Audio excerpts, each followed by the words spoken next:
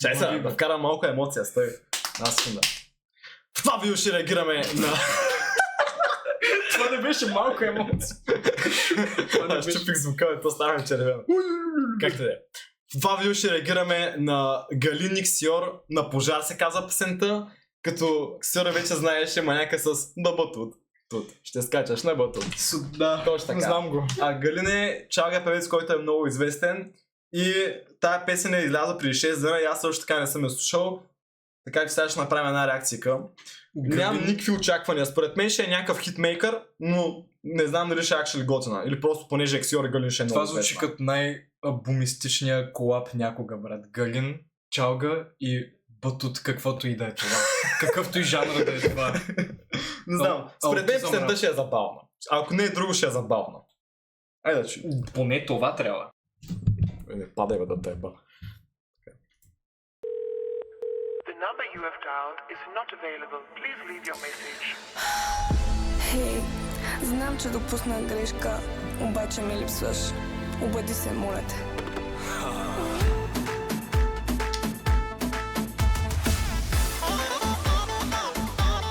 Това е много тежка чалга, брат. Това е много тежка чалга. Как смеят да слагат... Сега ще се объркам. Rolling Stones логото. Тука. Не знам, обаче почна като чалга. Имаше чалга, интро има чалга звучение, не знам.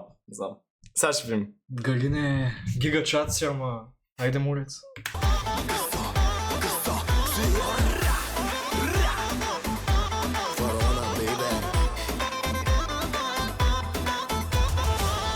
Някой стар ми звъна, защо реших да вдигна? Дявола ли ме накара или Господ мила? Отвори ми очите, добре го беше скрила. Била си с друг, докато уши с Мария. Закуската от тебе беше ми любима, но след тази сутрин стана ми горчива. И те ще преживея мис незаменима. Да страдам ли, нещо си се наценила? И на пожар да ми звъниш, с мене връзка няма, лягай да спиш. Че тук си нежелана, вече не вървиш. Изтъркана програма, за мен си загоряла, но да се върна няма. Нищо, едно голямо нищо, всичко. В интерес на истината не мразя чалга пеенето. Верно. Да, по-скоро ми е това, че този ритъм, който е пуснен на Това те дразни. това мога да... Просто ако се крашна с кола и на радиото има някакъв пуснат такъв ритъм, чалга малга няма значение какво, ако е този ритъм. Що не? Да. Опа. Много мазно бе. Брат, аз честно казвам, не очаквах да е чак толкова мазно, поради причината, че обикновено, когато примерно Галин пускал някакви песни с не чалга изпълнители, не са чак толкова мазни. Обаче това си е баш чалгичка, брат. Да, той си е чалгичка. Това си е баш чалгичка и тази песен бита ми напомня на малко на Катинара. Сега това ти не го знаеш, ама една друга песен, която е на Симона, която е от Афро Музика, Афро Музика на Галин. Симона е... Певица. Не. Друга. Чалга изпълнителка. Нищо общо. Добре. Але като цяло интересна песен, ама за сега малко... Не знам. Сега ще видя. Ксиор ми е интересно как ще влезе. Сама прецака всичко. Нищо. Това си ти за мене. С апчета се блъскай. Възглавница прегръща.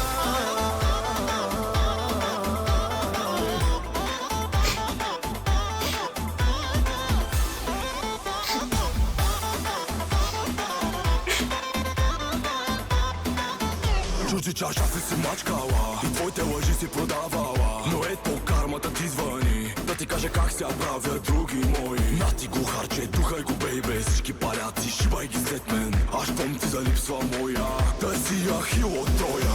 И колата те видя, като здрав ще те подмина. Леглото си ще счупя, спомените да изтрия. Сама си го начука, виж как сменям те с друга. В сърцето ми беше първа, сега си просто курва. На пожар да ми звъниш, с мене връзка няма, лягай да спиш. Че тук си нежелана, вече не вървиш. Изтъркана няма. За мен си загоряла, но да се върна няма. Нищо, нищо, едно голямо нищо. Всичко, всичко, сама прецака всичко. Нищо, нищо, това си ти за мене. С сапчета се блъскай, възглавница прегръща. Не. Така, кажи ми сега какво искаш да кажеш, защото аз знам какво искам да кажа. Искам да кажа, Какво? като китарист просто много ме дразен да виждам това. Какво е те да виждаш? Брат, виж как държи китарата и как я свири. Да, очевидно, може би не е държала китара в живота си. Да, не, разбирам го просто на по-дълбоко ниво. Просто много ме нерви. Окей. Кажи ти какво искаш да кажеш. Така. Искам сега да ти намеря една друга песен и да ти я сравня с тази, която слушахме в момента. То микрофон, ако падне още един път, ще го заджаскам някъде. Че? Няма. Така.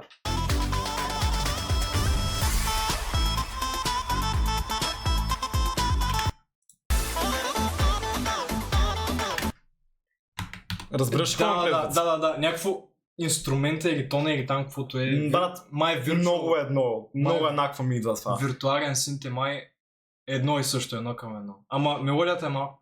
Малко по-различно е, ама... Значи хубаво е с Галин. Галин, нали, хубава е от Alpha Music. Обаче... Не. Много познато ми звучи, брат. Много познато. Върса на Галин въобще не ми хареса. Беше супер... Нещо, което съм чувал 5000 пъти. 5000 пъти, нищо оригинално в текста. Много чалга си слушал, бе. Да, аз като цяло си слушам чалга, обаче това не ме изкефи, брат. Често ти казвам. На Ксиор върса беше малко по-приемлив, макар че него много не ми хареса, защото беше много познато звучение пак от Катинара. Обаче, като цяло слаба песен за мен лично. Не знам как да рейт на чалга, брат. Някакво всичко от между 1 и 2 от 10. Това е по-скоро по-към 1. Не ми хареса, брат. Не ми хареса. Клипът също така не беше никак интересен. Клипът беше супер мит. Клипът е буквално са събрали в една стая и просто са казали: сега след 2 секунди ти искам да се усмихнеш, сега след 2 секунди искам да държиш някаква китара, някакво момиче нещо да прави някакви прости. Не, клипът не е чак толкова. Брат, зачава клип е зле. Да, зачава клип е... Да, примерно оня на Симона. Да, той е по-добър очевидно. По-готин, да. Според мен тази песен е малко по-така набързо направена. За клипа особено, нали, ако става въпрос. Да. Значи като звучение като цяло, да, смисъл, познато е, това не е лошо, но не е нищо интересно, брат, не знам. Чувствам се като разочарован родител, който гледа... Малко и аз имах по-големи очаквания за това, че съм казал. Наистина по-големи очаквания имах, защото виждам Галин, виждам Ксиор. Две интересни имена, значи тук може да има нещо интересно. Ксиор да е интересно. И Ксиор напоследък прави много интересни такива песни. Абе, по принцип правиш хубави, ама тая нещо не ми кайфи. Както и да е. Това е, мисля, че за тая песничка аз няма какво да кажа повече. Въпреки това обаче, че тая песен е на 6 дена, колко гледания има? Може ли предположиш? Аз видях. Ти видя? Да. На 6 дена? На 6 дена е сам. И е с Ксиор и Галин. Той сега става малко популярен. Да, има и Галин, брат. Галин е зверски популярен. И Галин. Я знам 10 000. Не, чакай. Много малко. 10 000, брат, ти добре ли си? Да. Аре, 150 000. 739 000 гледания за 6 дена. За тази песен. Това е инсейн. За тази песен, брат. Това е много лудо, човек. И даже не е толкова... Брат, много мит песен. Единственото интересно е, че просто Галин и Ксиор са направили песен заедно. Няма нищо друго интересно към нас. То се е видяло, че не е. Показват коментарите. Се ми е интересно. Лято 2026 на Галин и Ксиор категорично, брат. Са тия платени актьори. Не. Ей, това е хит. Лично си е доста поработил Галин през лятото. Подарък за имения ден си имам. Не, това е дет интернет теория. Не, виж сега, някакви хора си дето просто много си ги глезат, незначително дали са добри или лоши песни. Само защото са Галин. Да, ама... Не знам, аз лично не съм въобще импреснат от този проект. Като цяло е това за тая песничка, това е от реакцията, може да се абонирате за нашия канал, това наистина много ще го оценим и ще ни помогне доста. Също така напишете на коментарите за алгоритъма, и ще се видим в следващия епизод. Чао! С бастун. Бастун. Ще те лупам с бастун. А Галин знаеш кой е? Да, оня Чалгар. Добре. Гига Чада, дето участва в Кървава луна. Това не мога да знаеш са. Несериозно. Главно с това го знам. Главно с това го Несериозно. знам.